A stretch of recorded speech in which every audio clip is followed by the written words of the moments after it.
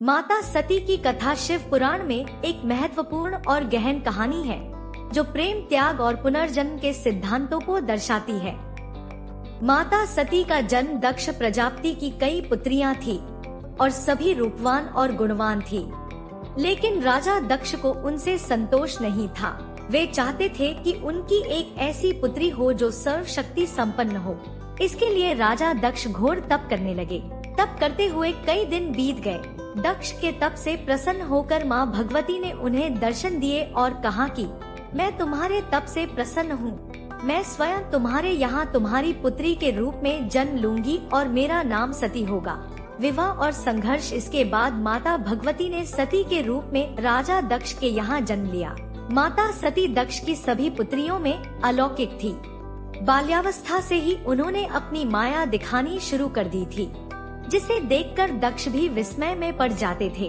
धीरे धीरे माता सती विवाह योग्य हो गई तो दक्ष को उनके लिए वर की चिंता होने लगी। उन्होंने ब्रह्मा जी से परामर्श मांगा। परमपिता ब्रह्मा जी बोले, सती भगवती देवी का अवतार है, वे आदि शक्ति हैं और शिव आदि पुरुष। अतः शिव के अतिरिक्त सती से विवाह के लिए कौन उचित होगा। परमपिता की बात मानकर दक्ष ने सती का विवाह भगवान शिव के साथ कर दिया और सती कैलाश में शिव के साथ रहने लगी। लेकिन उनके पिता दक्ष को यह विवाह पसंद नहीं था।